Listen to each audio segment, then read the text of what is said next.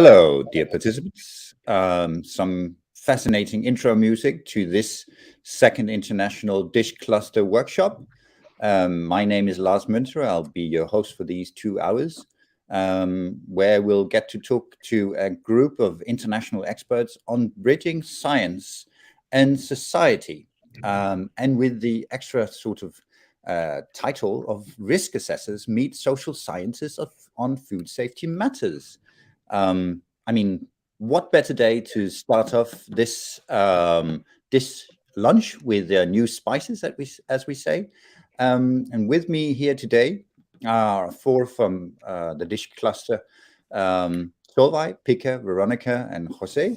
And we'll be kicking off a nice, early session, about 20 minutes, about the scope of the lunch today.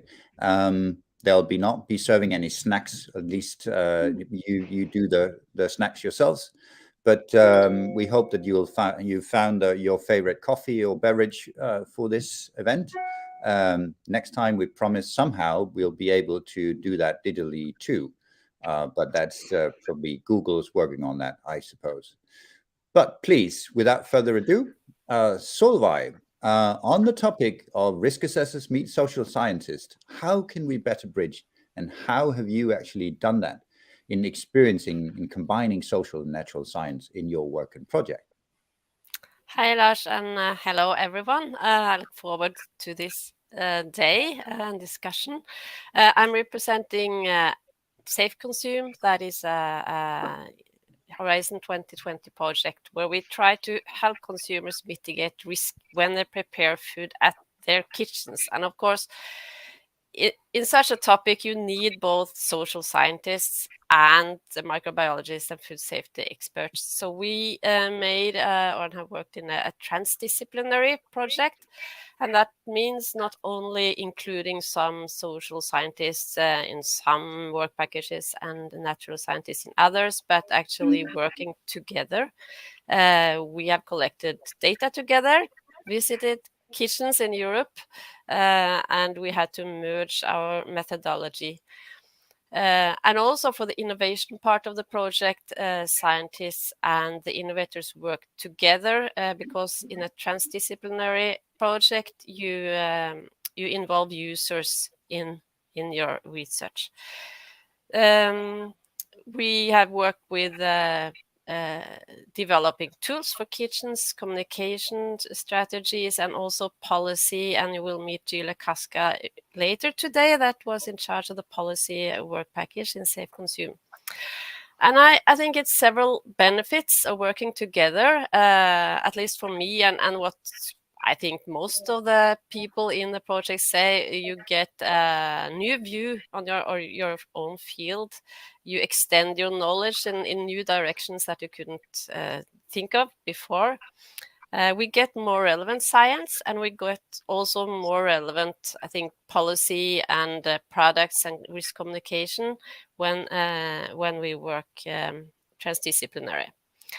But it's also some challenges, of course. It takes a lot of time to build a common ground and make people work together. And for some scientists, it's a challenge that the high impact journals will not publish transdisciplinary work. They are mostly used to these very, very narrow topics. And it seems like working this way is more common in the industry than in science. We have something to learn from other fields. So I have very good experiences, although it is more time consuming. You need to follow up the project much more closely when you have this very diverse consortium, and you have to be prepared for some fights because you have people in different disciplines with different ways of doing research, for example.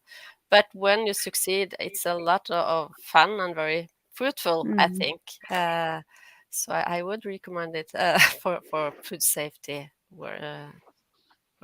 So I think that's my part. So I leave maybe to Pika to say something.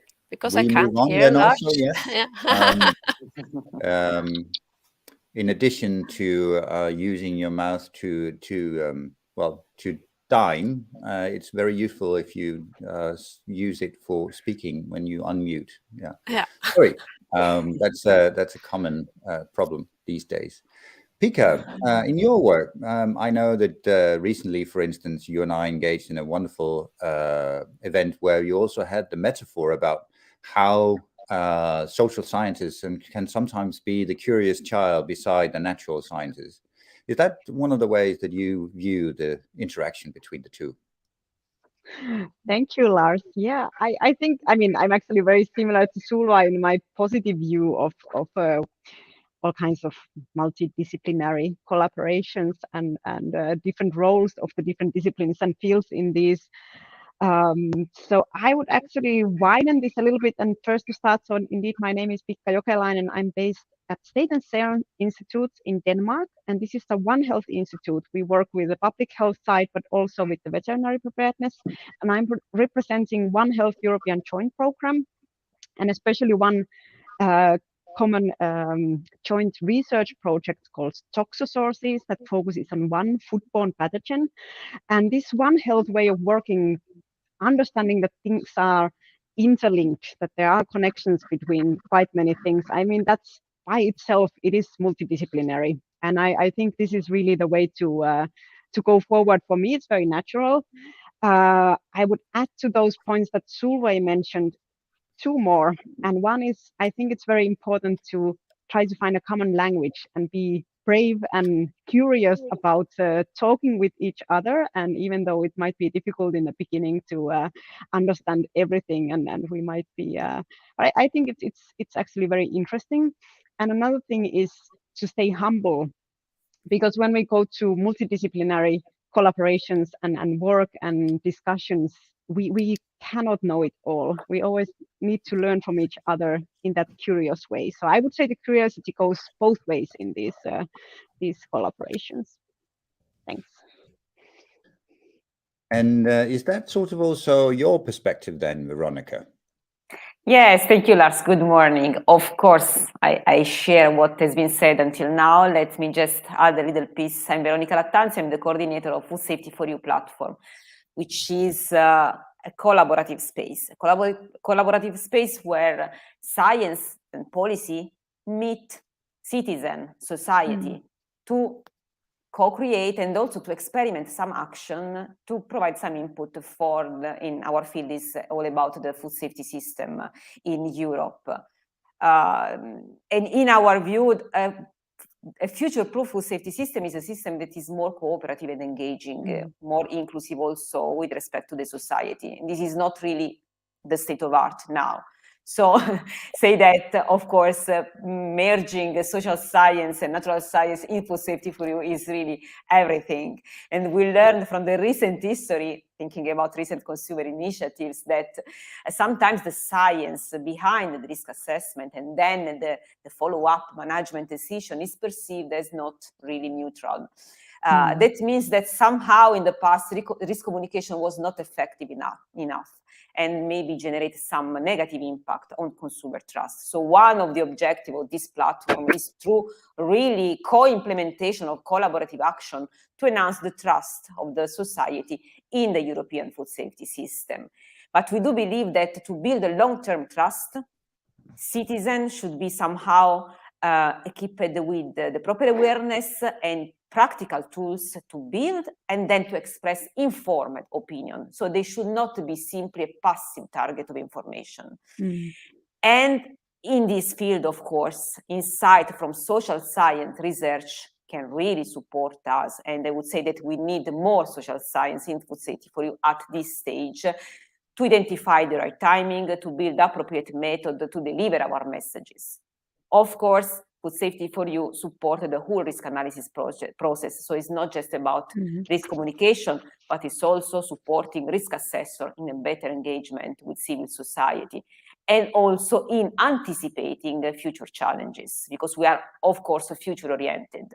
What does it mean? It means that there are important social changes, such as population migration, changes in consumer behavior, this trend, and we will hear about later, this shift towards personalized nutrition. All these social changes are changing the exposure patterns. That technically means that risk assessor will face probably with new challenges. And also in this more technical field, for sure, social scientists can support risk assessor in somehow anticipating the future scenario, so getting ready to undertake new challenges.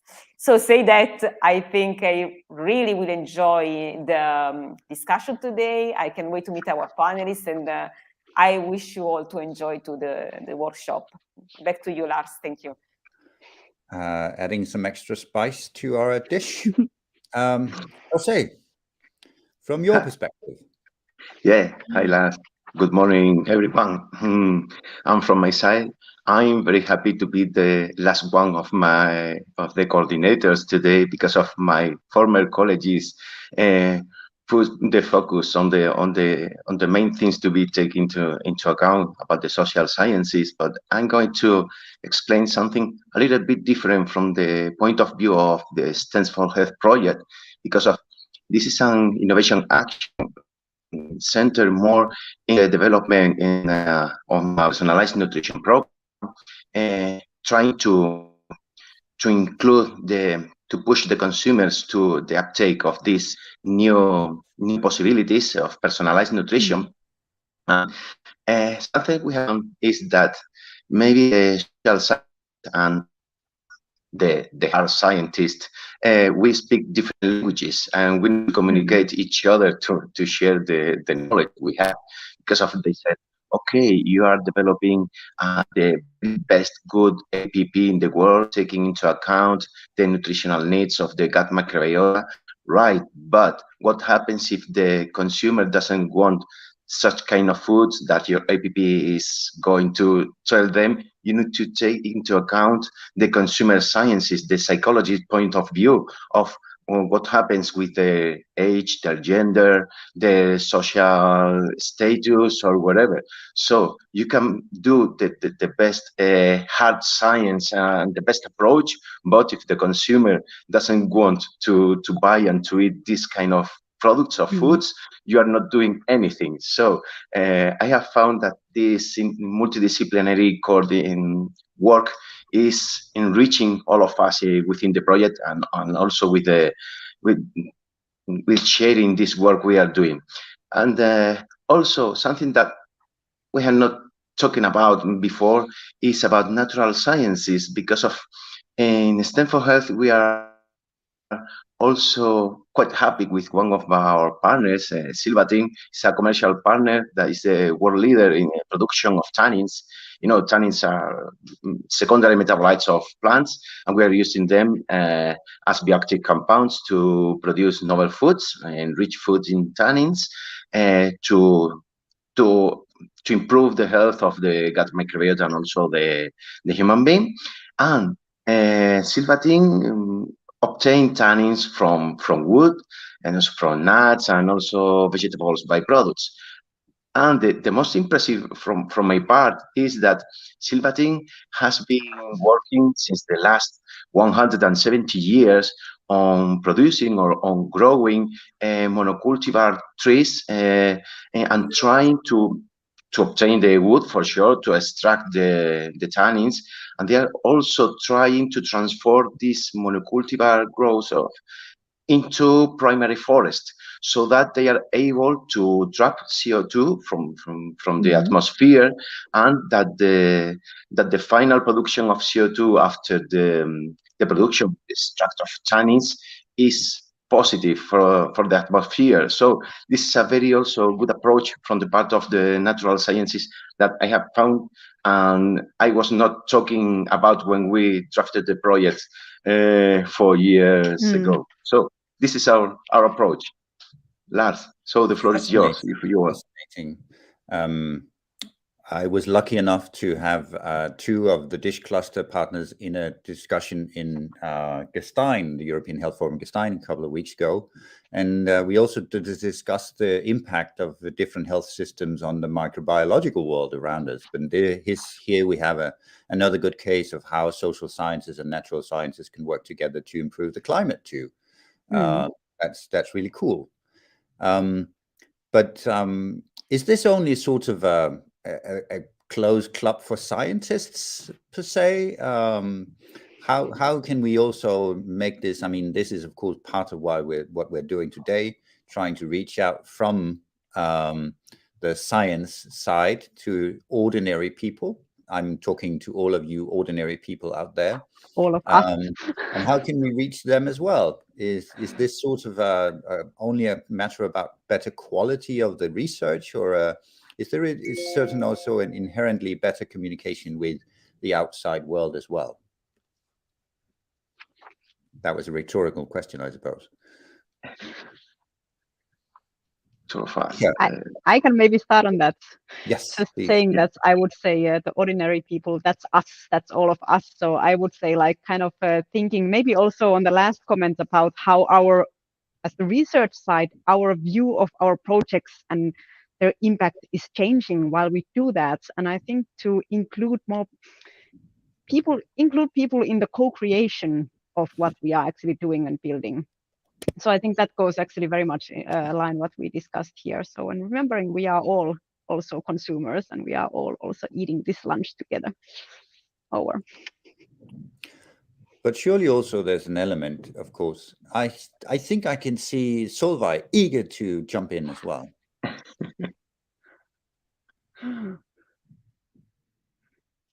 Solveig, you're muted. Yes, I'm not the only one. My turn to be muted. Second today. Okay, I think that this collaboration with social sciences is actually making a much better bridge to, well, everyone else in the community. Because if you are a pure natural scientist trying to explain then what to do in your kitchen, not thinking about that people are different, not like yourself. People maybe have other values and so on. It's much more difficult to get through. So at least, for example, in risk communication, it's important to have both. It should be fair and built on the natural science, but also you have to talk in a language that people understand. And I guess for those people working in the industry, making products for consumers, it's a part of their way of working, both taking natural sciences and social sciences into account. So it's not like this is something that the scientists are working are in our world. It's not so usual, but it's more usual, I guess, in other parts of the society. So we have to learn this. So maybe the next question is not if we should cooperate, but how can we do this in a good way? Because that's what Pika, for example, talked about, that we need some tools to cooperate better. Yeah.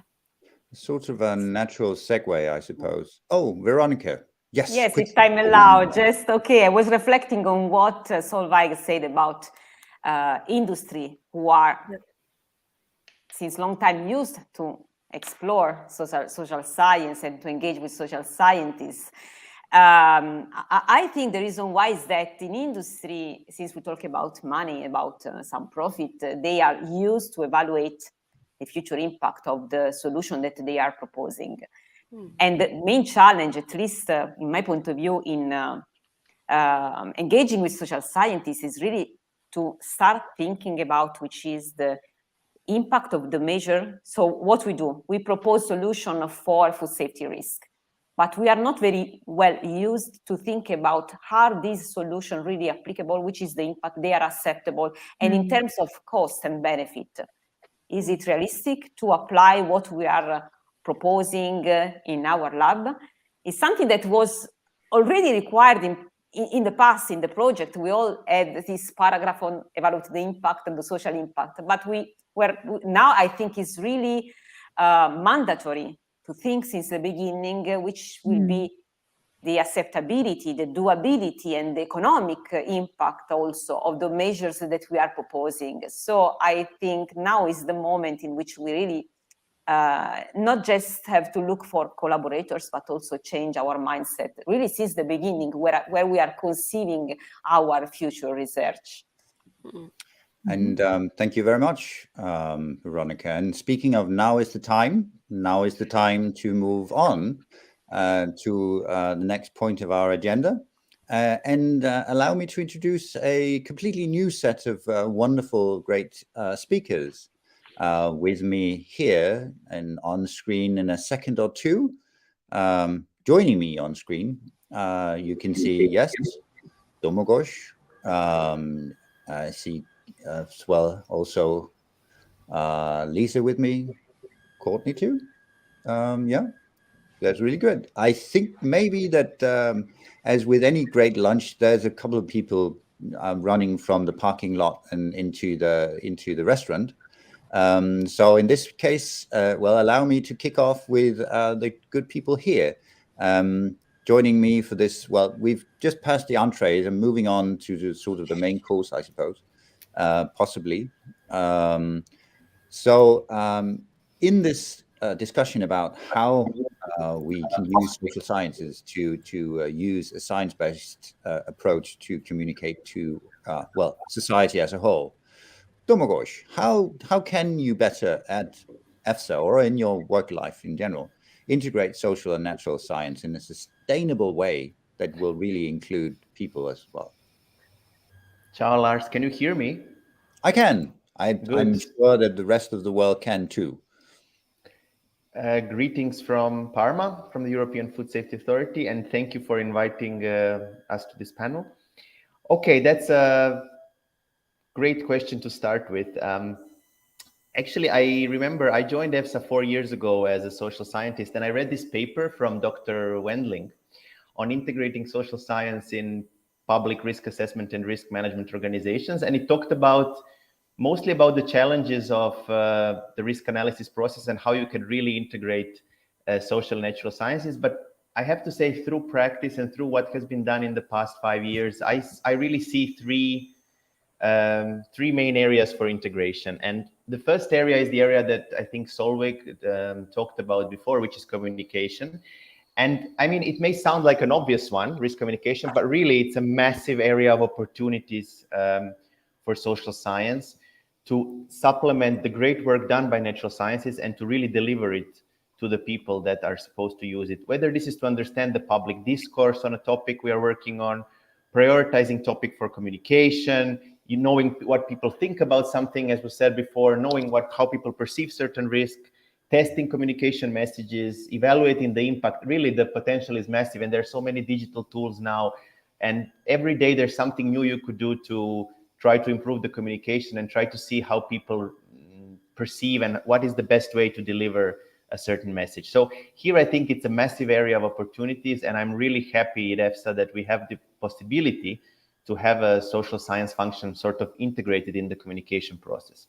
But then there is also the risk assessment side, and there it's a bit more tricky because obviously you have the independence of natural sciences and it's evidence. You don't want to make value judgments in risk assessment, but social sciences can still help along the process, I think. For example, by identifying the people who might be interested to engage in the process for consultation, who are the people that are active on a certain topic. Veronica said something interesting before. It's about natural scientists providing solutions, but then social sciences helping to understand if these solutions could work. And this is something that we tried when doing, for example, new guidance or a methodology. We had natural scientists propose something, and then we had the social scientists sort of understand from the people that would be impacted whether this new ways of working would work or not. So this is another area, and I'll stop soon. But the third area, which I think from a more organizational point of view is really helping the organizations in general, maintaining the culture, gathering feedback from colleagues, informing staff interaction. Sometimes they say, oh, ask the social scientist how to design the event. And I think we shouldn't shy from that as well, because social science is so multifaceted that it can help in many ways. Nice to think of social sciences as also being beneficial to human progress. Yes, indeed. But you touched upon the element here about communicating complex issues across borders. And while EFSA is, of course, have a huge remit, with us today is also, well, Courtney Price, working also across a lot of borders too, I suppose, in trying to reach both people and decision makers and stakeholders across the world, maybe even. Courtney, how do you or the FAO work with this problem? Thanks so much for that generous introduction, and it's great joy to join such a distinguished group of people discussing something near and dear to my heart, and that is, holistic approaches. Even the line between what's natural and what's social. Being social is one of the most natural things we humans do. So I think as we continue this process, we're blurring that line, and I think to our benefit. But to get to the question, how are we working across borders? How are we both physical and methodological? And I think I break down that problem just as much as lead for behavioral science, just as much as I break down any challenge at FAO, and that is to really look at it from the behavioral perspective. So, what is the behavior we want? And what's blocking that behavior? And then how can we enable that behavior? How can we make it easier? So in the context of new ways of working, or how to get social and natural sciences working together more effectively, from a behavioral perspective, it matters a little bit less about our attitudes and our mindsets and more about what we're actually doing. And so the way I've been approaching this problem, and I've been fortunate to be working as part of an Office of Innovation on how we can, make this useful, make this approach, mainstreamed, is to basically look at how we're trying to make behavioral science useful. And behavioral science is a good combination of social and natural sciences. It's all about driving behavior, understanding behavior. And so the main way I've been doing that is trying to make it useful, or tangible, make it fun, and make it risk-free. These are three elements that in many of our organizations can be barriers if they're not taken into consideration. So just talking, similar to what Pika had said about One Health, it matters when it becomes useful to talk with people, to connect with people. So making it specific and tangible is really critical. So what we've been doing is looking at AMR, antimicrobial resistance. Where are there behavioral changes we can collaborate on? So there's kind of the meta, using behavioral thinking, and then there's the specific, doing behavior change interventions together. So this is where our microbiologists, our food safety experts, our animal health experts and veterinarians gather with behavioral and other social scientists, sociologists, anthropologists, to break down the problem from a behavioral perspective and work with communities to generate interventions. So I don't know if I'm making it clear, but this kind of larger picture, how do we work these together it mirrors the tangible specific outcome that we're trying to develop together. So working on a project with people in a social way is a really tried and true method for actually generating the linkages and willingness to continue that. And it only takes 2 repeat behaviors to start forming a trend, and a few more to create a habit. So I hope that we can create this habit of working across these somewhat imagined boundaries between natural and social sciences. And I think behavioral science is really, or the application of behavior change sciences is really a great opportunity and window into making it more tangible and useful for people to try. Just quickly, just talk about the fun aspect and the risk-free aspect. We're engaging from the Office of Innovation and trying to create an enabling environment for these natural and social sciences to coalesce. And so using affect as a driver, projects are owned by the Office of Innovation, but they're welcomed and let's say outsourced and participatorily engaged with the rest of the house. So we're working in Nairobi with establishing a decision lab team to understand problems around climate action and develop design interventions around slaughterhouse safety, etc., as well as in headquarters on corporate environmental responsibility. How do we help ourselves sort garbage more effectively? Things like that, where we can target offer what people might be interested in, make it fun, and also make it risk-free, so it's not their ownership. The natural scientists don't have to own it. It's our co-owned and project. So hope that makes some idea. And the key word is co-innovation and co-learning. as a kind of overarching method? Well, fun and risk-free. And speaking of the element of working across different sectors and also cultures, surely there's also maybe some learnings between how you work across different countries and regions. You introduced the element of Nairobi here, Courtney, and there's definitely some that I suppose happens in EFSA too. Learnings across countries about how to do things, sometimes fun and sometimes risk-free. But what are then some of the main specific differences between them? I mean, is there a sort of a new type of innovation culture that coming out of Nairobi that we can actually implement in Europe, for instance? I mean, we've often talked about good practices in terms of the behavior in itself, but the behavior, the meta level, as you said, Courtney, is that what you see as well, Domagoj, across the European countries, that there are certain habits that we could sort of try to nurture and grow and possibly eat it at? Oh, sorry, that wrong metaphor, maybe. But this is a lunch, so. Well, I mean, speaking of the EU context, first of all, I think what we witnessed with the review of the General Food Law for social sciences is quite revolutionary in the sense that we actually asked the policymakers and the risk assessors to consider risk perceptions and to include this in their way of working and the way of thinking, which I think is quite a revolution. And it's really sort of institutionalizing what we are talking about here today, which is the linkage between the social and natural sciences. Of course, in Europe, we have a lot of different cultures, a lot of different contexts. What I think is important for us is to make sure that we sort of share all the insights in terms of social science, that we understand what are the differences between the countries so that we can tailor a bit the way we approach certain topics in certain countries. Of course, you have countries where AMR is perceived as a higher risk, or you have countries where, you know, people are more concerned about risks like food poisoning or risks like animal welfare, issues like animal welfare. So it's really different when you tailor also something like a communication campaign, which countries you will really focus on the topics where lies more interest and people want more information. Because I think the important thing that we need to know is that we also need to provide information that is needed and not have this, you know, push model where we think that whatever we are producing is what we need to communicate, but it's also understanding a bit what needs to be done. At EFSA, actually, I think the social science function, we've tried to build it into the organization. We progressed a bit. We still have we still have a way to go. There are also countries at the member states level which really have great and established social science function. I think we have Gyula from Hungary today. I think it's a great example.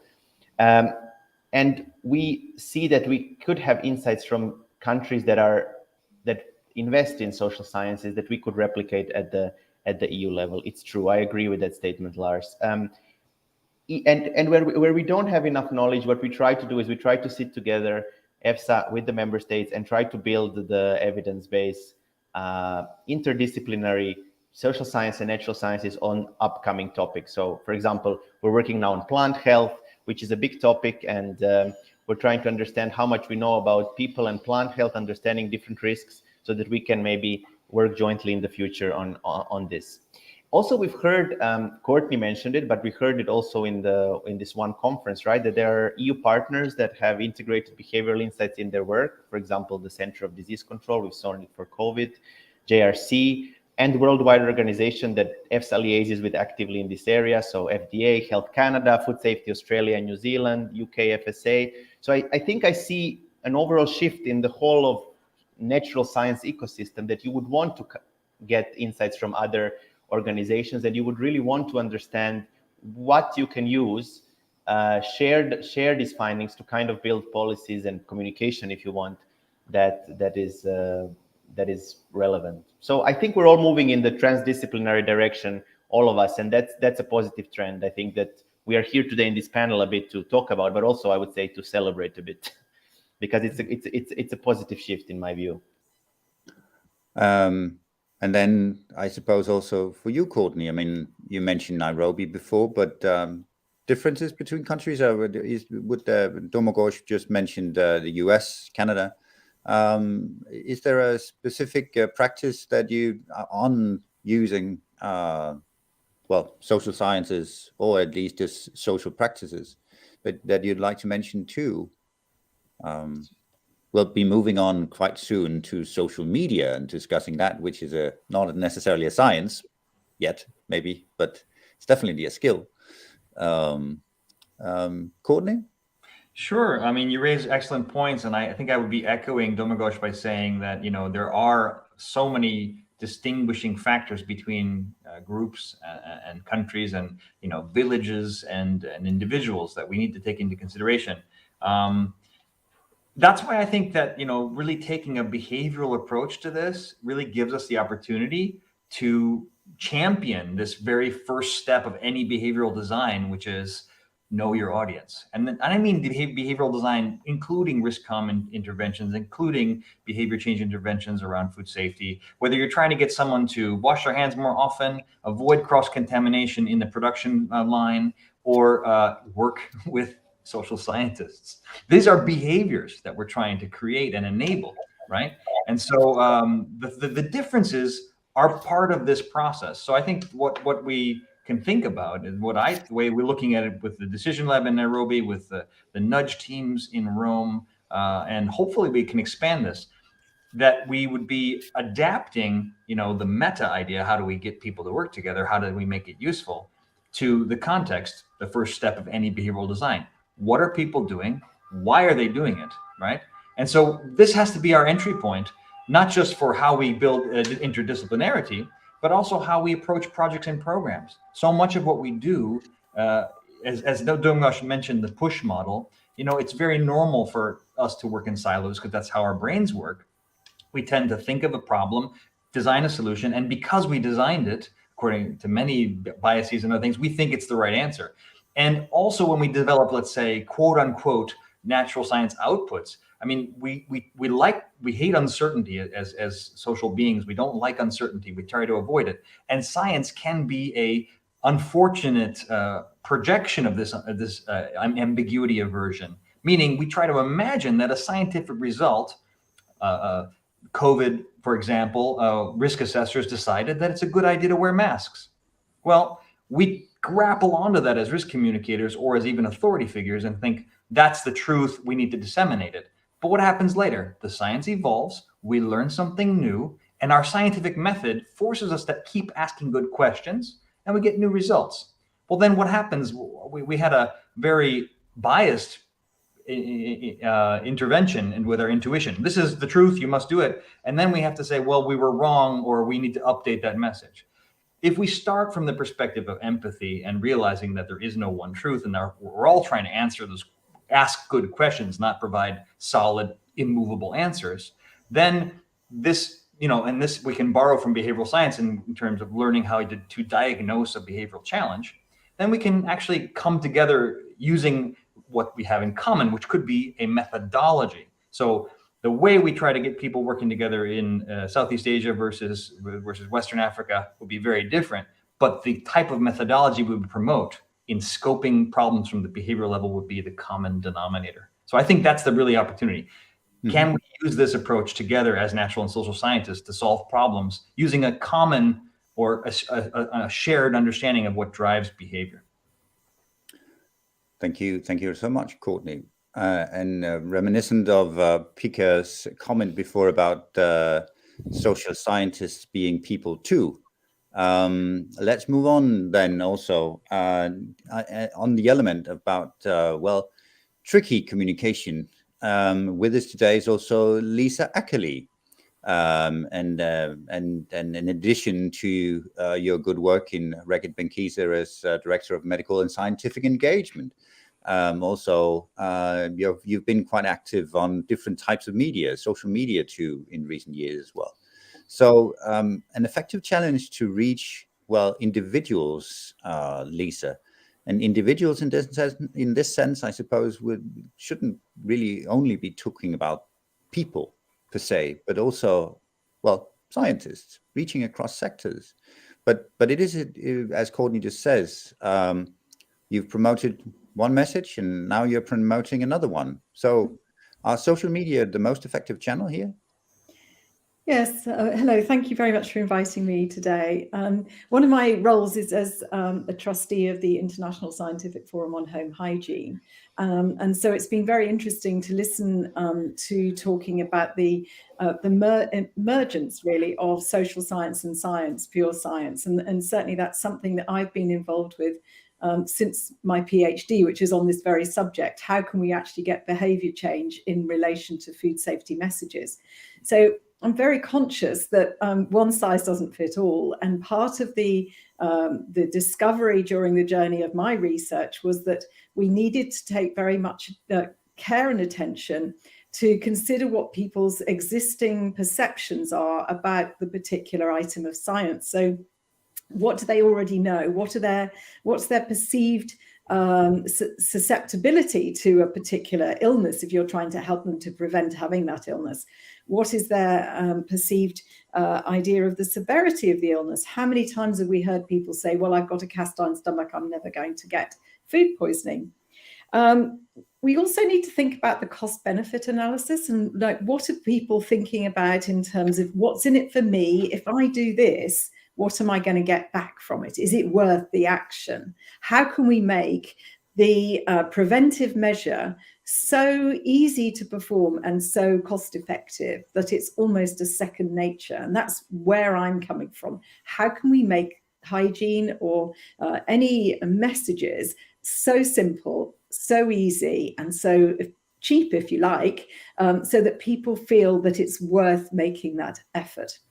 And in terms of social media, yes, I have been using social media as the hygiene doctor, but I'm very conscious that many people in our society don't use social media. So particularly the elderly, for example, might not all be savvy on mobile phones or on laptops. There's a huge proportion of society who don't have access to technology or the ability to use technology, or actually maybe they don't want to use technology.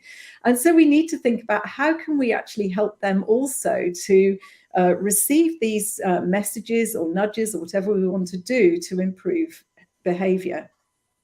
One of the things that we've done at IFH is we have put together the concept of targeted hygiene, which helps in relation to the home and everyday life, but has also been translated. For example, Reckitt used it in situations such as COP26 and at the Commonwealth Games to help people to identify key moments where hygiene is needed. So rather than focusing on the things that need to be cleaned, we also look at the times when these hygiene interventions are necessary, whether it's hand washing or surface decontamination.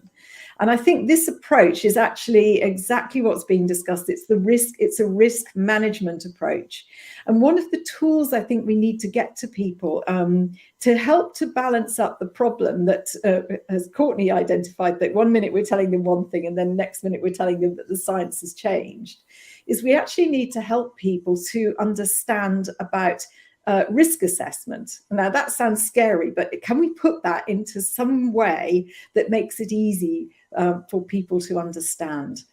So rather, people do need prescription, but they also need to have an appreciation that there isn't a zero risk. But what we're actually trying to do is to reduce the risk to an acceptable level. And I'm using behavioral science, and I have been for many, many years, to help me explain and communicate to others about these science messages. And one of the analogies I've been using recently is the shark analogy. So basically, the shark is the hazard. And what we're trying to do is explain to people how they can reduce the risk. And you can then use that analogy to think about pathogens. So obviously, if you go and jump in a shark-infested water, then there's a risk that you'll get eaten. If you stand on the beach, there's no risk at all. With pathogens, what we need to get over to people is that the pathogens are around us everywhere, and they're only a risk to us if we're exposed to them. And for example, if we eat an undercooked chicken. And it's just sort of getting people to, I think, understand that process. And it would be very interesting to see how this could be done. And I'm so delighted that large organizations like FAO and EFSA are now looking at behavioral science and messaging. And certainly IFH, together with the Royal Society for Public Health, we are trying to influence government. Recently, I gave a presentation to an all-party parliamentary group on this subject about how can we actually use the risk management approach to help people to come along this journey with us. So I hope that's not too much talking from me, but and maybe it's given us something to think about. Well, I know, Domagoj, that you've also been dabbling with some campaigning and trying to reach ordinary citizens. Is that sort of also understanding the basis of what really risk would be? I would thank you for the metaphor, Lisa. I was thinking some of those sharks will also be airborne, which makes it the metaphor breaks down then. But still, Domagoj, is that sort of something that you try? Yeah. How can we make people understand the basic foundation of what we're talking about when we're talking about risks, to get them to understand the behavior that they need to adopt? I think dabbling is the right word that you chose about the campaign. No, I mean, first of all, I want to echo what Lisa was saying about access to different media. And maybe I give you some stats from, some stats and facts from different EFSA activities to contribute a bit to the discussion. And you were discussing social media. I think it depends on the audience group and the message you want to pass, really. I think it's in line with what Lisa was saying about some messages needing to reach everyone, some messages more targeted. So we've just published this big study, the Eurobarometer, and I mean, it seems to imply and confirm what Lisa was saying, that definitely the social media is a more effective channel for younger groups. Even if for food risk communication as a whole, and when people say, where will you first find out about a food scare or source and information about something like that, still people will mostly say traditional media. It could be the TV or newspapers or even news channels on the internet.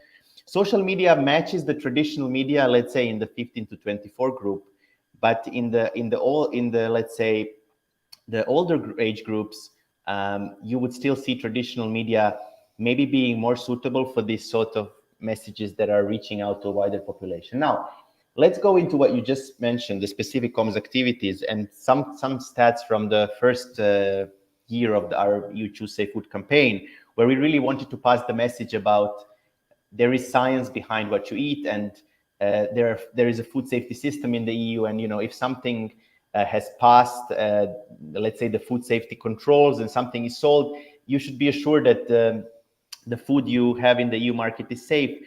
And there we did a lot of social media campaigning, and I think what we learned is that you can count on having a lot of impressions, so people will see what you've put there, but the engagement, it really depends on the interest of the topic. So maybe where we had many visuals, we wanted to have visuals that are prompting people and reminding them of things that they are familiar with daily, and we had many. I know if maybe you saw them on our website, but the visuals that we really got much more engagement on than the others were visuals that include chocolates and the visuals that included octopus.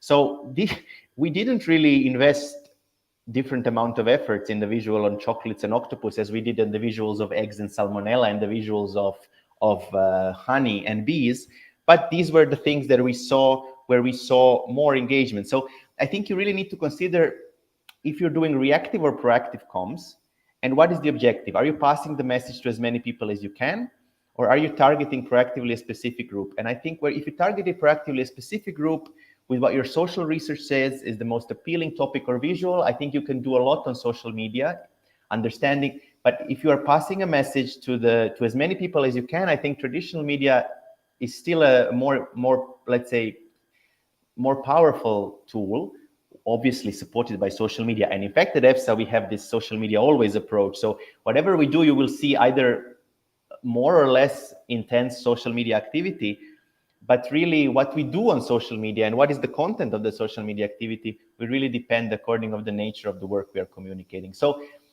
I think social media, your question to Lisa, I think, was whether social media is the most effective channel to reach individuals. It could be in certain situations. I do think that it's a channel you have to use nowadays in all sorts of communication. So you just need to understand when it's the tool number one and when it's a tool that supports a message you are giving in another channel. Lisa, I think Lisa wants to comment maybe. Yes, indeed, Lisa. I just wanted to build on that. And, I think social media has a place and certainly I've used it. But other things that we could be thinking about is speaking to manufacturers of food and cleaning products, of course, so companies such as mine. And what can we do on the pack to help people understand when they need to either use the cleaning product or what they need to do in relation to the key moments. So just give you an example, a key moment of preparing raw food, for raw chicken, for example. If we could have something on the pack that just, maybe an icon that just says you need to wash your hands after handling this product. Now, there's always been a reluctance with food manufacturers to say that their product could potentially be dangerous. But, if we could get over that and actually say, right, a key moment is preparation of raw food. If we could stop cross-contamination through hand washing and effective disinfection at that key moment, then maybe a lot of the cases of Campylobacter that occur, and it's the greatest cause of bacterial food poisoning still. That's low-hanging fruit, really. That's something we really need to try to control. Could we do something other, as well as all the other campaigns and social media? But is that something that a large sort of hand washing icon on that packet, would that help? Key rules for key communication. I think there's a comment here from Courtney before we move on to Gyula. No, I appreciate that. I was chomping at the bit here because everyone's, to me, you're preaching to the converted. I think that there are quick win and engagement and examples where we can intervene. What I would add, and at least it's really exciting to hear you talk about your use of behavioral science, is the science aspect of behavior change in terms of testing and iterating upon communication campaigns, nudges, combinations of the two, social behavior change communication approaches. So the example you gave is really enticing to our intuition. The cool thing to do would be to work together to test it in a specific context and then iterate upon that pack messaging, sticker, or whatnot. We see that we can have really interesting effects, but we can also have really tangible spillovers that entice behaviors we didn't expect.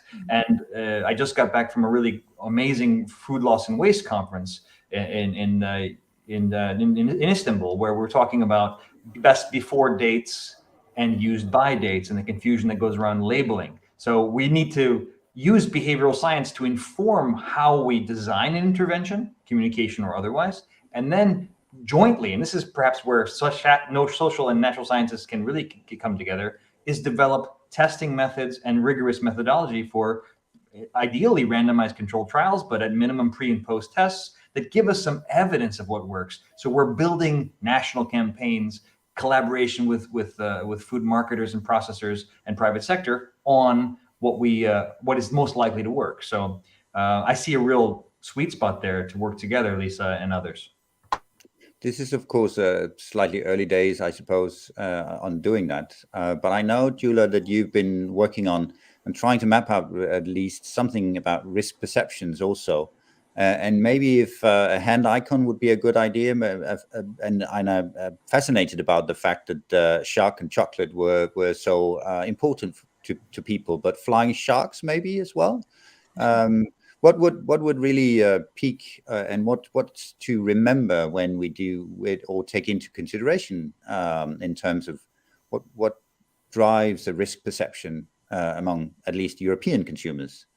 Gyula. Yes, thank you very much. I have to admit that we use also the shark for representing hazards and explaining the risk and the exposure. But since we had the movie called Sharknado, we don't have any problems with flying sharks.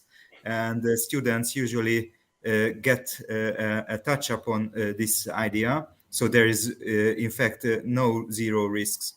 I'm really in a struggle here because very important observations and comments were made about formulating your messages and how to design the communication process.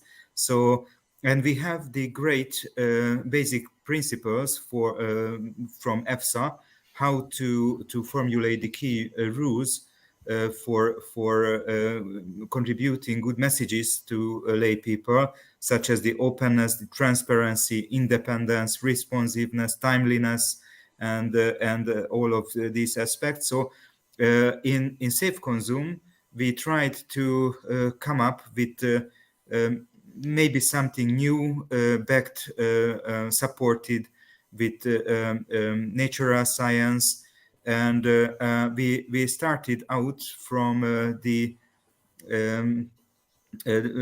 one of the most important basic rules: don't set up too many targets. So we have to decide which kind of messages should be used in communication, and we have worked on a risk ranking system close to be published now, and we try to come up with good messages for this kind of risky behaviors we found to be the most risky in European households. So I would like to just provide some addition to this work.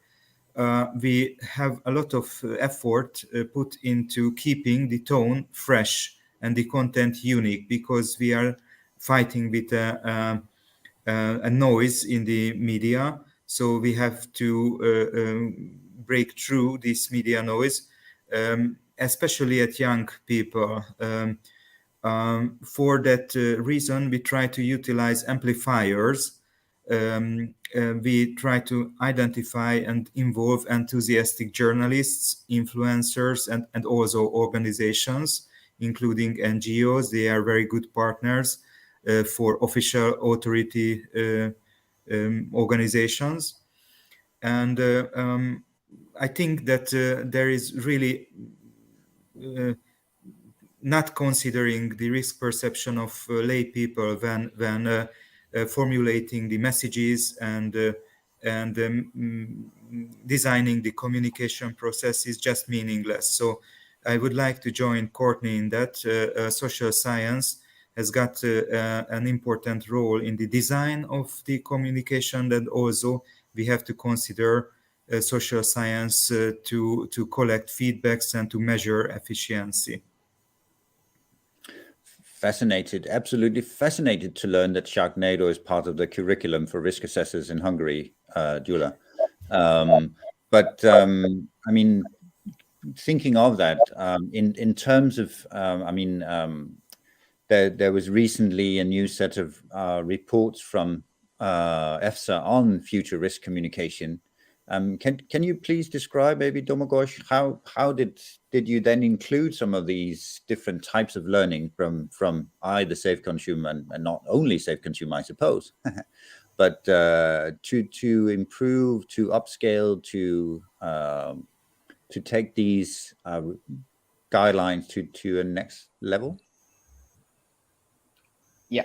Well, first of all, I think it was a historical moment for EFSA and social science that we actually received the mandate from the European Commission to do a scientific report in the realm of social sciences. It was one of the first, and we were really excited. And the working group we've set up, where we have sociologists and psychologists and statisticians, behavioral economists, we really worked together to do a comprehensive literature review of everything that was out there. It took us 2 years, but it was really purely based on social science, and even the reports we outsourced on the best communication tools and practices, they were based on social science methodology, so interviews, focus groups.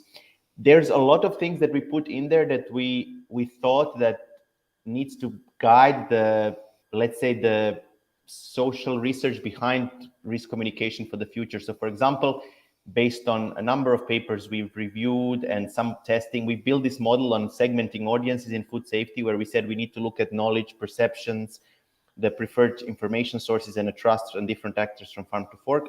And we apply this recently on a specific example, which was our scientific opinion on dietary sugars. So there we kind of looked at the population, and we built this model where we saw which is the population that has low knowledge and low perception on the matter, high knowledge, high perception, and what could be the different messages you could use when communicating this opinion. There's a lot in those reports that also looks at topics like hazard and risk. We mentioned the shark now, which inspired the project we are doing at the EU level to try to come up with 27 different examples of hazard and risk based maybe on cultural appropriateness to every member state. We've come up with, through focus groups, to 12, 13 examples. Some can be tailored to some countries, and we're finalizing these, and I'm hoping we will be launching this next year, so that we have sort of a way of presenting the difference in hazard and risk in every country in the EU, in the national language, on an example that's closer to the hearts of let's say, the consumers in that country. So there's a lot. We're also trying to come up with a way that we build this central database of understanding the concern about every single topic that we work on EU food safety system. So we say animal welfare, and they say animal welfare. This is the average, how many people are concerned about this topic. These are the countries where it's a big issue. These are the countries where the media discourse is the highest, so that we really map every single issue and have a really be prepared for a solid communication on all these aspects. It's going to take time, but it's quite exciting. And it all came from this scientific report. And we received another mandate this year to design a plant health campaign for next year. So I see a move in, let's say, the policymakers and looking at really using social science to make better risk communication and better targeted intervention. So it is it is something we're very happy with. Well, so far, I mean, if we had a counter for the number of complex issues we had to dive into to solve this problem, it would probably be broken by now, because it's almost infinite. So this is, of course, a challenge, and as Gyula and Lisa pointed out already, there's also other messages out there for people and consumers.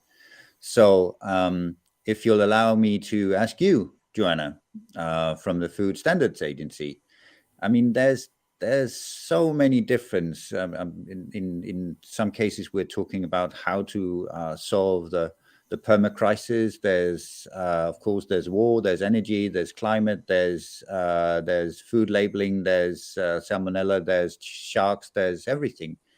How can we, I mean, working across borders, in your work, how do you try to include and also make a clear message in such a complex situation, Joanna?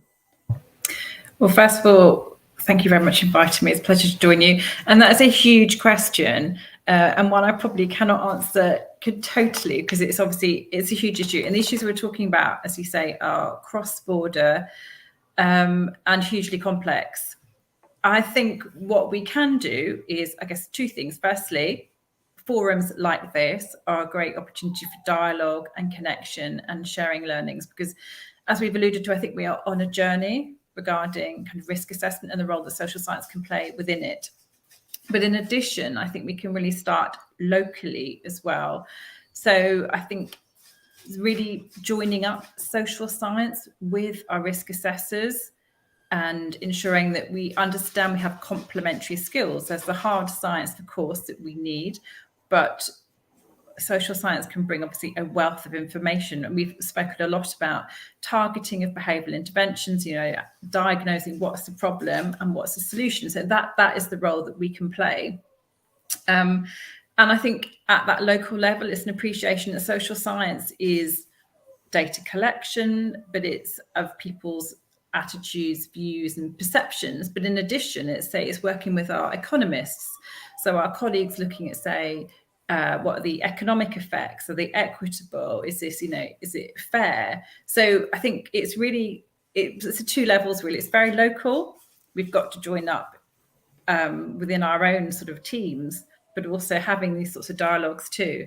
And I guess a further challenge is, again, building up from the local level. We need to, so within the Food Standards Agency, we have to work very closely with our partner, other government departments. So, for example, we work closely with DEFRA, so whether it's about eco-labelling, where we have a shared interest. So we've got to really, I think, build up locally and think big, really. And we've got to see that we all have complementary skills. We have shared values, which are that we want the best outcomes for the public. And if we don't all work together, we risk losing public trust, confidence, our reputation, and ultimately putting potential people at risk as well if they don't understand why our relevance and that we don't understand the messages we're trying to give them. Then, we risk losing that public confidence and trust. Well, Courtney mentioned also the element about co-innovation, co-design, co-creation. And I may be sort of introducing another further complexity, but I have you also considered citizen science? I mean, a more creative approach, Joanna? Actually, it's funny you should mention that. Actually, we have a great event coming up just in a couple of weeks, which is, I'm afraid, fully booked. But it's a citizen science event later this month. And we have a whole range of people. We have NASA, for example, attending to tell us about the citizen science work they're doing. But we have a number of projects running in the citizen science space, which is the first time we've really entered this space. But really, I think that's a great example of kind of innovation. Really, I mean, we spoke earlier about sort of that co-creation thing. So really giving people the tools which they can tell us, we are being led by them. They are, we're not necessarily, we might like to think ourselves as the experts, but without that input from the public, we're living in a bit of a bubble. So absolutely, I think that's a great example of innovation. I mean, we did some work recently, which is actually around hand washing, for example. It's during the pandemic, and we used an app whereby people could upload information and take videos and just share real-time information with us about their sort of behaviours at home, which was just in complement with more traditional social science techniques like interviews. So that's another, I think, innovative way where really we can start to work more closely with citizens and see them as citizens and equal partners in the science space. I was speaking to one of our academic colleagues the other day about running public engagement events. They've done something really recently at the Glastonbury Festival. So having a science tent and just speaking to young people, engaging them in science, generating data from them, just getting their views and reactions. So there's also, I think we are in the kind of entering the innovative space and including, say, social media as well, I guess including that in sort of innovation space in more recent years. But there's a long way to go. And I think sometimes some of these techniques aren't necessarily as traditional social science techniques, but I'm sure in, say, 20 years, they will be much more mainstream. It's a bit like how we moved away from face-to-face interviews to telephone interviews, say, 30 years ago. It's progress, I think. Having NASA at the table, we as a common phrase, we're talking about that this surely isn't rocket science, but for once, maybe it is. Courtney, but rocket science in this context is an effective way to talk about how to solve the issue about flying sharks. I mean, is this one of the elements about introducing, even by learning by complexities and introducing really the meat of the matter? Oh, that's an odd metaphor, but the meat of the matter. I mean, the consumers themselves. They actually know a lot more about their day-to-day lives than the scientists per se studying them. I would agree with you. I would agree with you, and I would say that the same issue that we constantly come up against in terms of social media, in terms of behavior change challenges, we're constantly talking about the public and their bubbles. We're talking about their behavioral barriers and the way that they're getting their information or misinformation. We're not looking at how we as a scientific community might be stuck in echo chambers as well. So yeah, I mean, I fully support what Jenna is saying, and I feel this whole group is that this co-creation element isn't just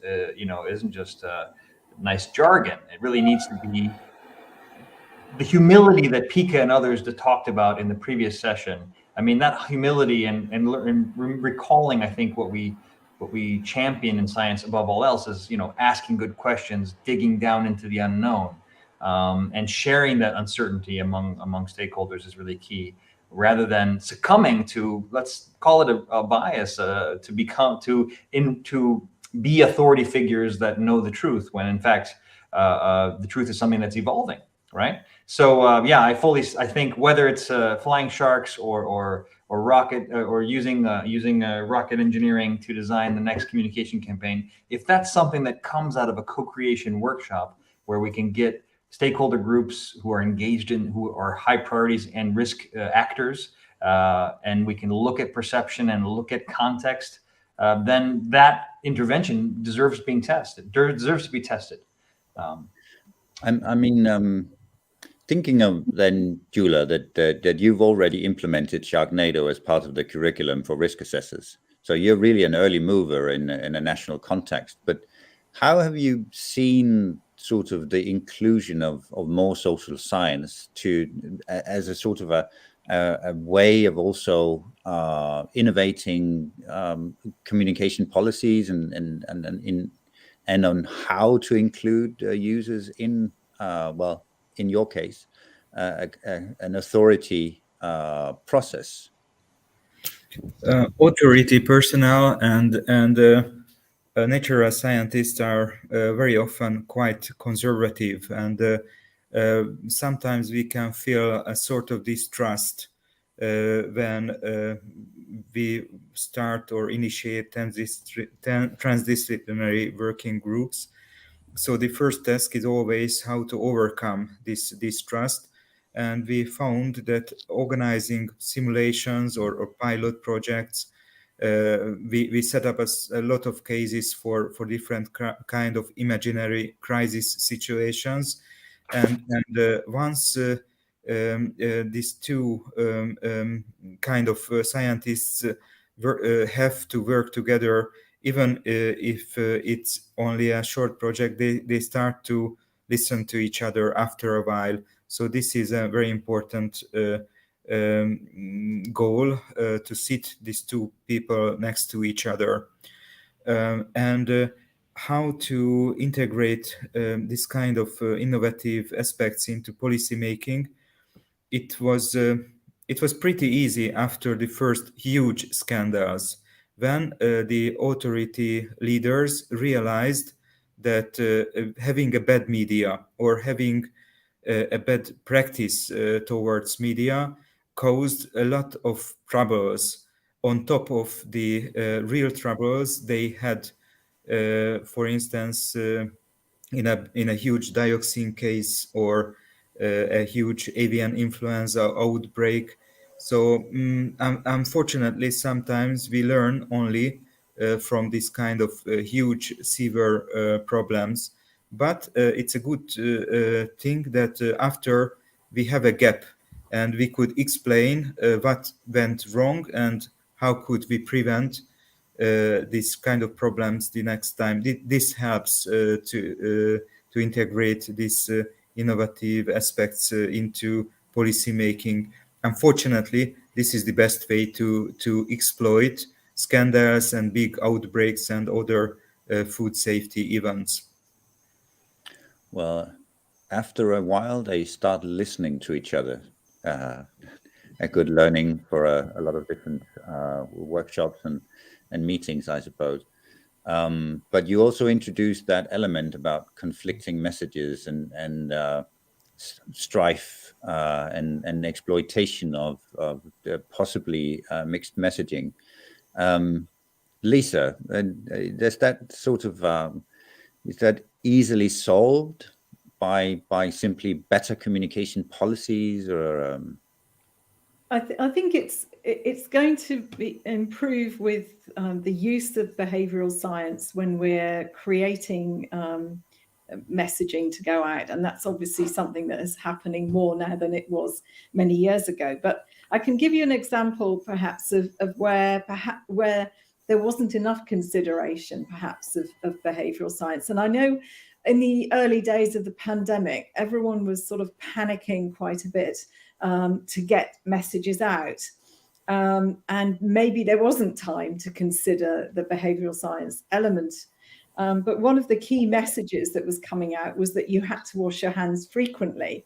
Now, that didn't actually mean anything, did it? You know, frequently, what on earth is that? And the consequence of that was perhaps unforeseen. One of the consequences was that in schools, people were washing their hands too much and children were getting red, raw hands. And they may not have been washing their hands at the times when they really needed to wash their hands. So I spent a lot of time on the mass media talking about when you need to wash your hands, particularly to reduce the risk of transmission of COVID. And this all comes into the idea of resilience for the population and for all of us, actually, because it wasn't just, you know, what we'd call the public doing it. It was scientists, and everybody was doing it, washing their hands at the wrong times, probably. So destination hand washing was probably one of the most important things when you'd been out and you were coming into your home, for example. That was a key point, or going into the school. So everyone knew washing hands was important. The RSPH and IFH carried out a survey in April to find out whether people understood the routes of transmission. And one really interesting fact that came out was that 31% actually thought that COVID could be transmitted through the skin of the hands. So that message had told everyone, your hands are really important, but people thought that the organism was coming through, the virus was getting through their skin. And 59% thought that wearing gloves would protect them against COVID. So what had happened is we've got messages that were actually being received, but the science wasn't understood. And of course, if you're wearing gloves and you're not aware of the route of transmission, then you could see people wearing these sort of same single-use gloves for long periods of time, you know, delivery vehicle drivers and all sorts of things, and probably sitting in the car scratching their eyes with the gloves on and not understanding that risk, the route of transmission. So I think, you know, we can sort of forgive ourselves because we were in a rush to get some messages out, but it's a good example of how we actually need to do some careful background work with these messages to make sure that we're actually achieving what we want to achieve and we don't have these unforeseen consequences as a result of the message. So a call for more hygiene literacy among people and organizations too, sometimes. And I suppose you can avoid COVID by wearing gloves, but maybe you have to wear it over your head. That would look daft. But learning from, I mean, we've talked a lot about complexity, and we're coming up for a coffee break also to try to cool our brains a little bit, even though coffee is warm. But Domagoj, I mean, it is inherently a lot of tricky issues to put into clear messaging. There's a certain, at least if not a dilemma, then at least a careful balance to be had here. Do we educate the public more, or do we just become better at communicating? Or both? It's always both. Sometimes I think the problem we have is that we try to transfer the responsibility to the public. So we say, you know, the institutions will educate the public, that will solve the problem. I think that's not the only solution. Of course, it's part of it. I want to see social and natural scientists building these important things in the curricula jointly for younger people. But it's not just there. I think there's also, talking about food safety, just to have a quick answer, food safety is such an integral, important topic for public health, but it's also not the topic that you would see people being interested in as a choice, right? So you really need to find, not just to have the right messages, but also to have, you know, to make them cool and to try to make them appealing. So make the complex issue not just understandable, but also appealing. That's the thing to sort out. And that's where we need to invest and work on and try to find ways to, you know, link to everyday examples, find ways to also make our science more relevant and I would say, even more engaging for everyone, especially for young people. Thank you. Courtney, to finish, a short round with all of you, but to finish before the coffee, key advice on how to communicate our future complexities. Check if we need to communicate them at all. That would be my key advice. Our default mode of trying to influence behaviors through communication, it is an essential way of doing so. So don't get me wrong. But to be provocative, I would ask us to ask this question: is knowledge the barrier to change in the whatever specific context we're dealing with? Is awareness the reason people aren't doing something?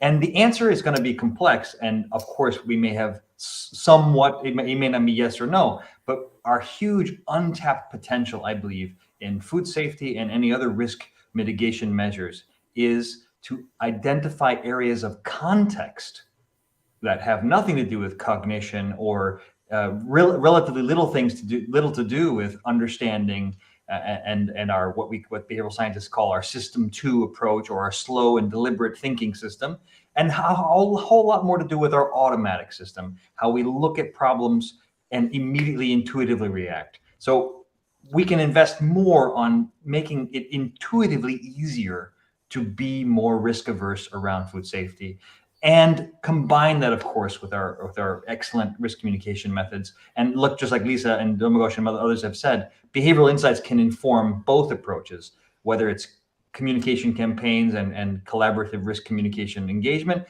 or redesigning packaging, redesigning behaviorally informed messaging in food production, and working with private sector to innovate on how we change context in order to change behavior.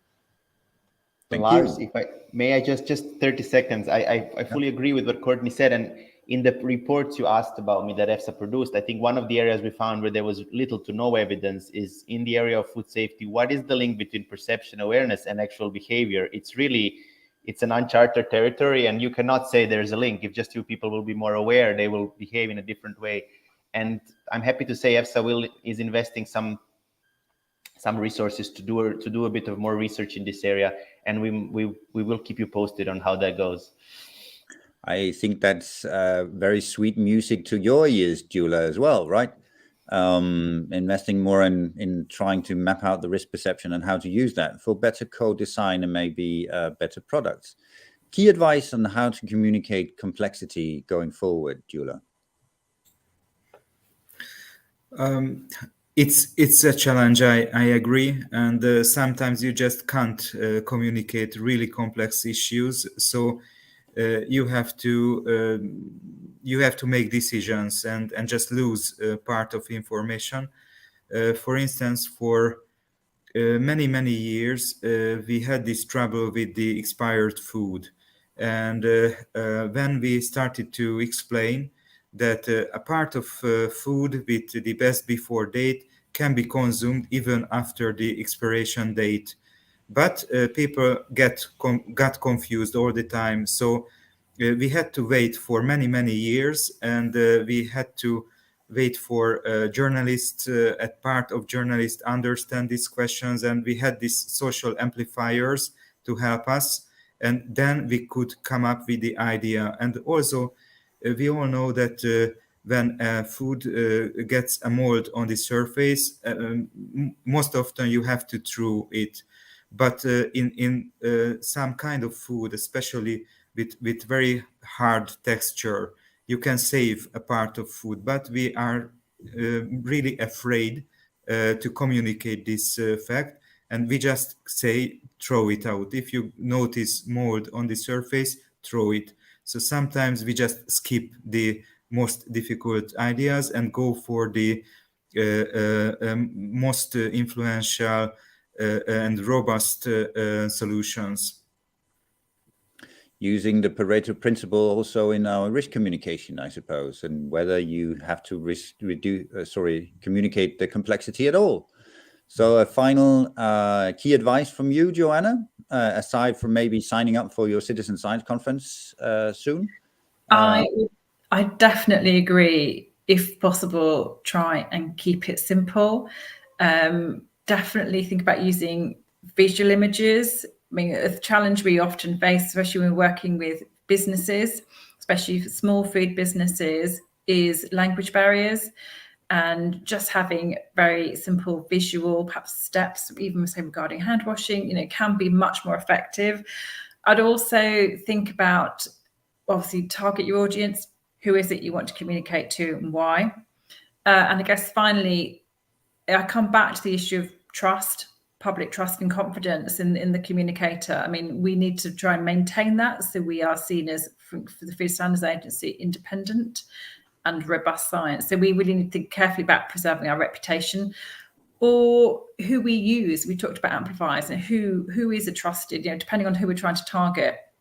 If it's young people, for example, who are their trusted sources, and can we work with them? Thank you so much, Joanna. And thank you so much to our great experts joining me for this session.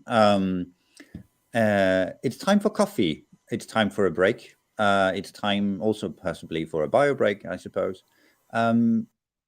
You can join me and the rest of us in about 5 minutes or so. I'm sure you can grab coffee because we'll have a Mentimeter session. So see you in 5 minutes, and it's time for you to also chip in your opinions and ideas as well. So see you in 5, and well, enjoy coffee. If you like tea, that's fine too.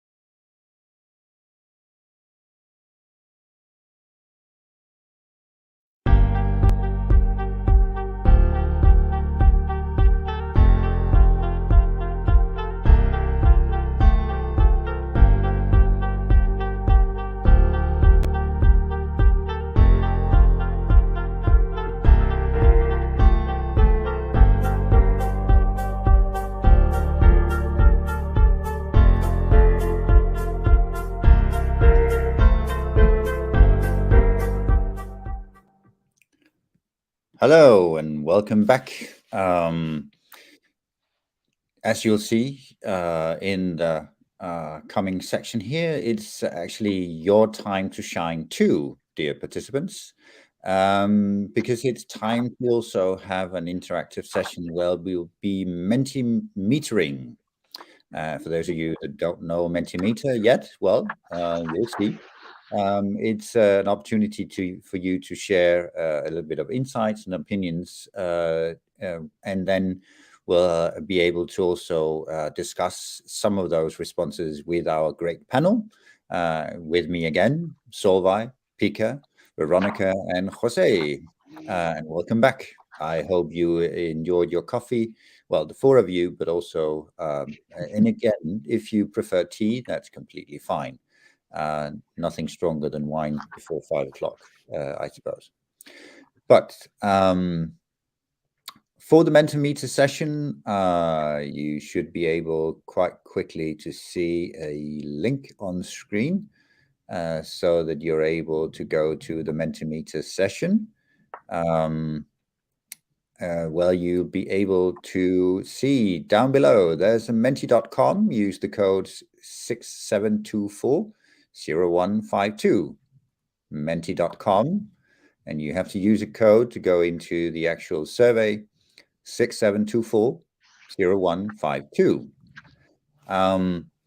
We'd like to know a little bit about where you're from, your organization, and you can also, a QR code. If you use your mobile phone, try using your, if you haven't tried before, use your camera, try focusing on the QR that ejects, you'll get to the menti.com survey. And while we're doing it, where you're from. Yes, indeed. Any responses yet? Actually, my I can't see, but maybe our technical team can see the number of responses we've gotten so far. Right now, it's a very, and which organization you belong to. Some just about trying to navigate where in the world we are and where you are. And an organization, CCC, dots, starting to appear. Nice. Yes, so far, nobody from Sweden, it seems, or Iceland. But otherwise, we're actually, there's a nice distribution here. New dots appearing. Fascinating. We'll go back to see that again in a little bit. Some of you probably gone on to the next question, and if we can see the next slide, which organization you belong to, the type of categories here. Also a nice distribution of various, slightly shifting a little bit here. Can we, yes, another type, yes, indeed. Different types of organization also seeing a kind of a natural distribution among different types of stakeholders. This is a complex issue, and it involves a lot of different types of stakeholders, sort of not equally balanced yet, though, but that's not the point, of course.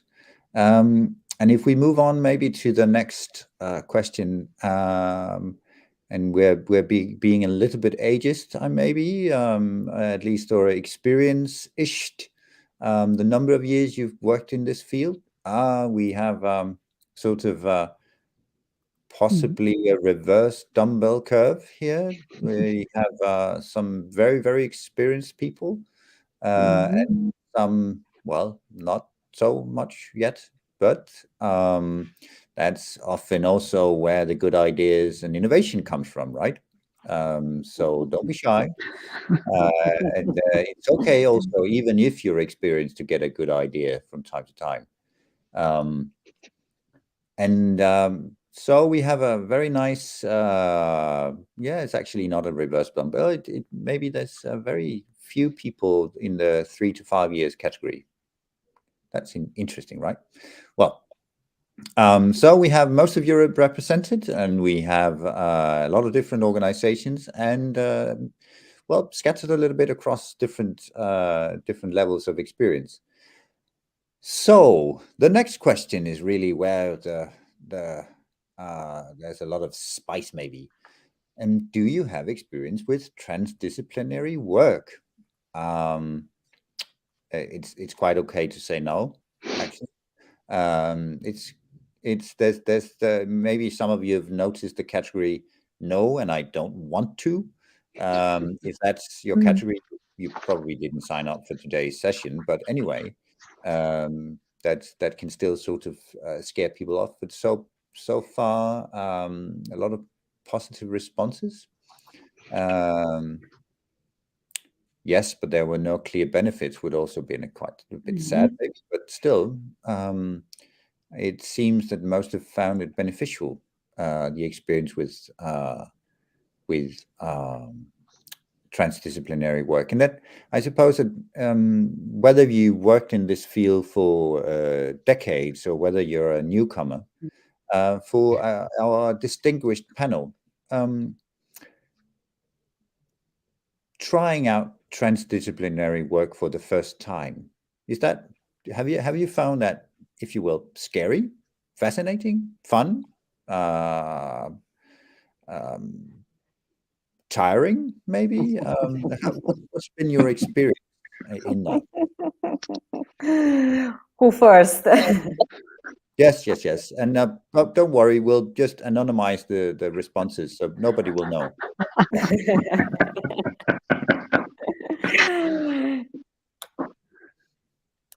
Well, I can start and just to use the word fun. I think it's been a lot of fun. I think that is also actually important. So it's been fun. And Me, but the first time, a little bit scared about the language they use is completely different to ours.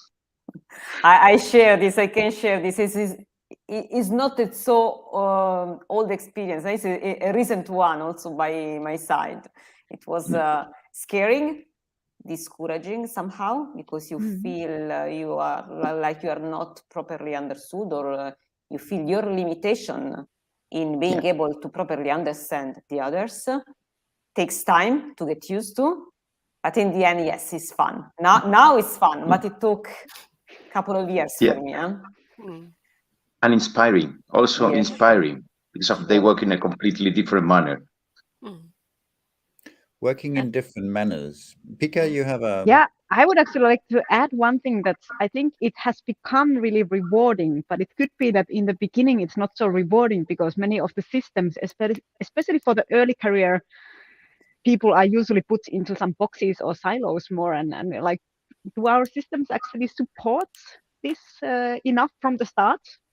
I think we can have braver and have more fun when we have been in the field a bit longer. Maybe that's true. Yeah, sure. Yeah, I agree. Yeah. The question is, could be, which is the right, let's say, age or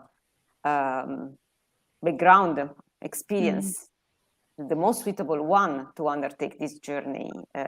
Maybe, okay, having the right mindset since the beginning, but I think at the beginning you need to be specializing. So you need to build your own background, because before being ready to share it and to shape it in through transdisciplinary expert work.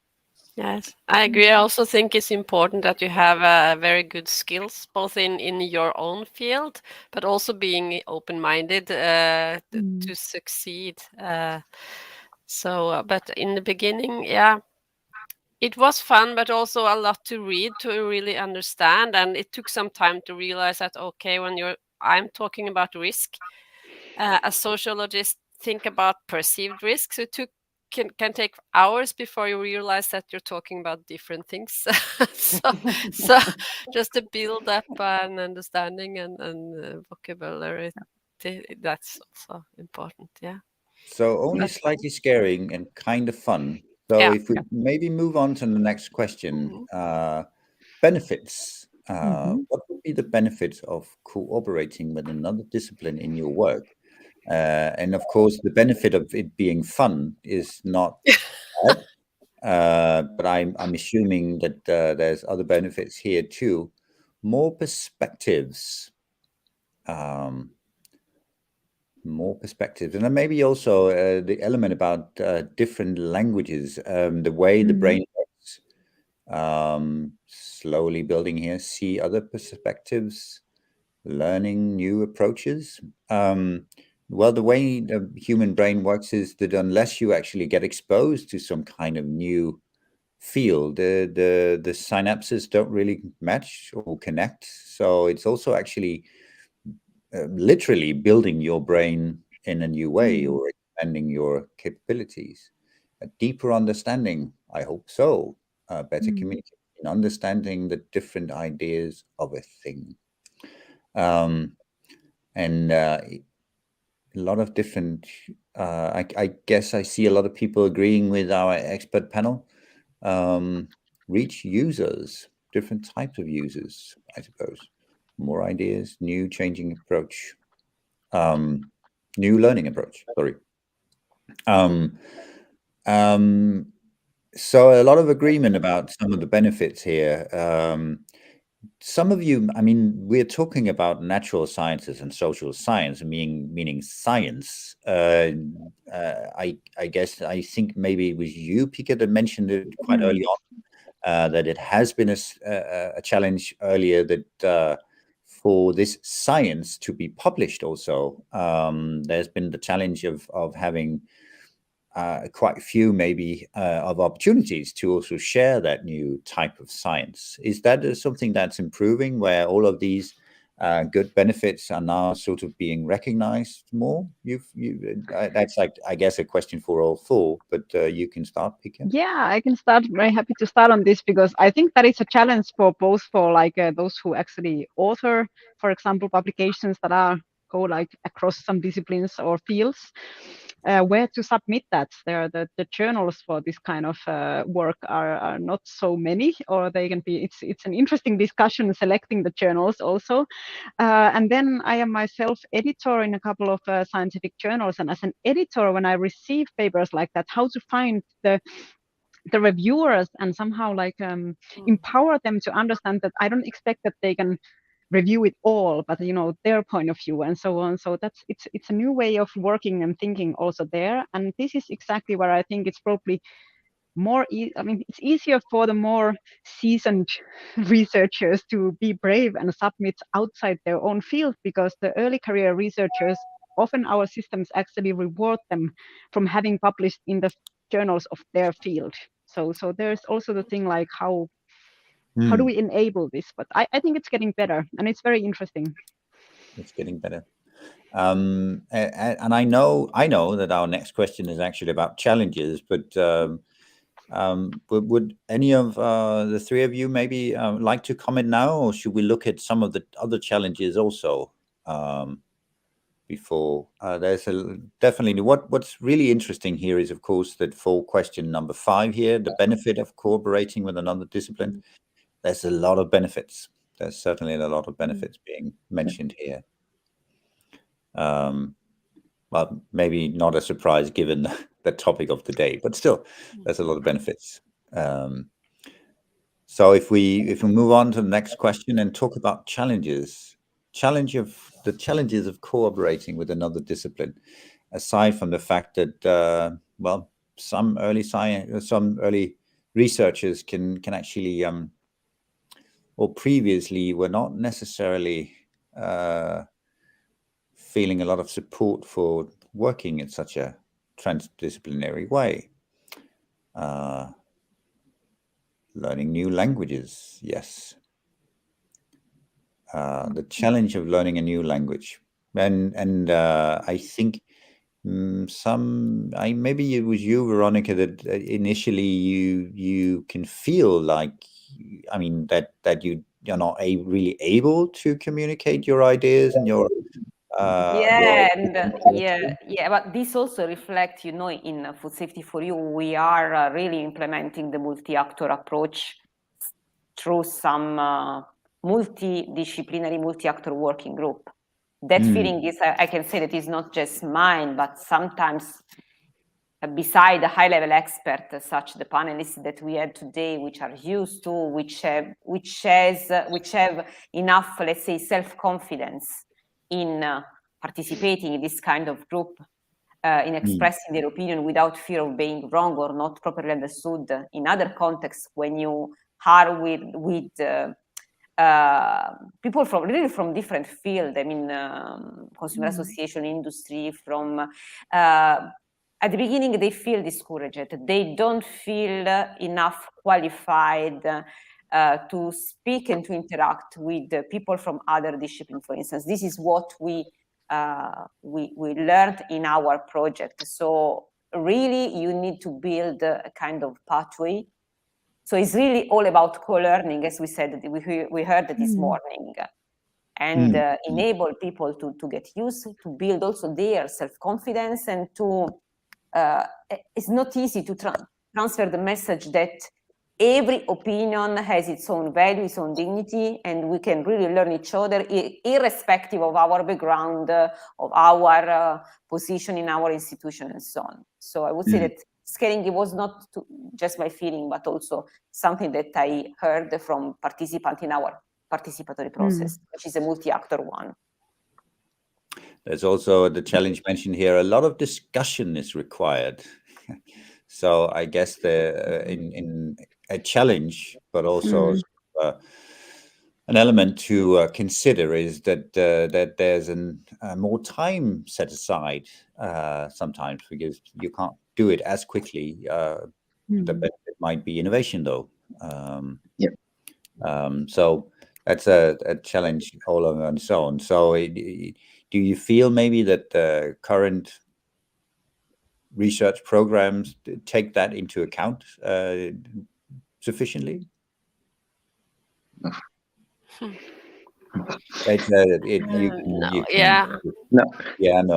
No. I guess the lack of a clear yes answer is telling. I think many programs, they want this collaboration, but always when you're writing a proposal for something, you need to put in a lot of things. So you have to promise to obtain a lot, and it takes some time to get effective in a project. At least if you're trying to get people that don't know each other to work together. Because as said here in many comments on all you need to learn to get to work together. So starting with the language, of course. Language. Language. But moving on to the questions before we end the session today. The question number 7. Sure. What could make new generations more prone to face the future? $10 million question here. A couple of more new generations. Oh, possibly the current generation? Curiosity, yes. It may have killed the cat, but it might not kill people.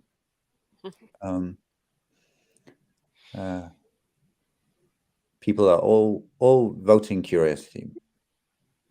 Curiosity. It goes a long way, especially in science. Without curiosity, it's kind of tricky to do science. I'm fascinating. Curiosity. That's Curiosity. Curiosity. True. Mic drop. We can maybe circle back and see if there are more responses to question number 7. But if they could just see some real benefits and concrete actions. Visualization, I suppose. A tricky one. I would go for open minds and inclusiveness. Yes, and willingness to learn. Willingness to learn. Curiosity. Different. Curiosity, sharing stories and experiences of elder generations. That's a lost, if not skill, and at least, sitting around some more bonfires. Exercise cross-contamination among disciplines. Yeah. More people. Cross-contamination. Yeah. It's a very and before we Lovely way of Yeah. using the language. face the future. But on that, knowledge and curiosity. So let's move on to question number 8, because it's actually about curiosity in a way.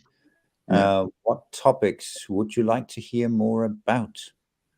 And I guess you can translate it in more about from the DISH cluster, from the science around you. What topics would you like to hear more about? Obviously, you can't answer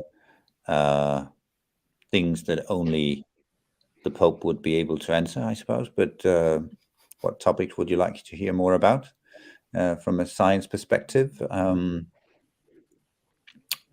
More about food safety issues. That's good. That's really good. And you'll be glad to know that there's a lot of meals and dishes left on the counter that we can try out later.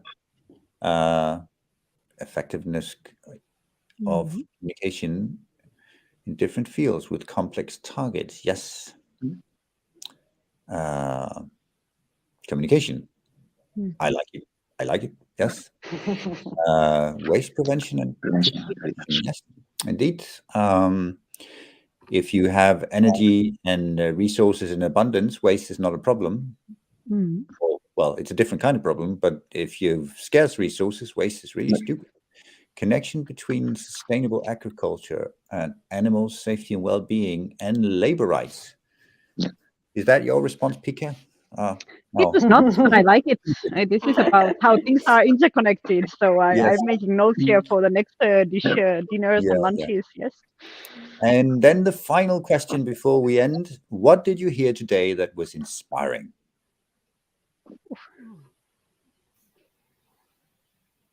I'm hoping for some responses to kick in soon. But regardless of what you heard today that was inspiring, it's time also to say thank you for joining our session today. I hope it was a pleasure for you as participants to hear both the voices of our experts and the discussion from both the debate panel and the organizers. It was a pleasure, at least, to facilitate the session today. What did you hear today that was inspiring? Everything. That's good. Yeah.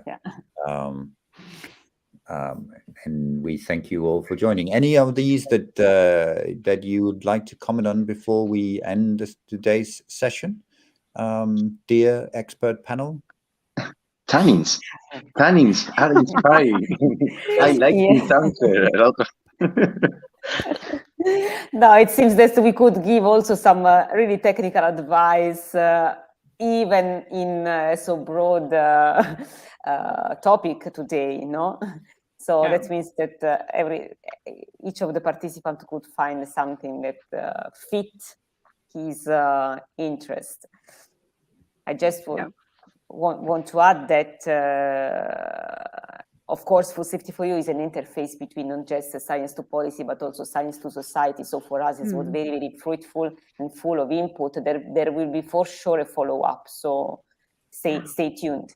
I think that all the DISH project will continue in this way, and there will be some follow-up very soon. So by my side, thank you.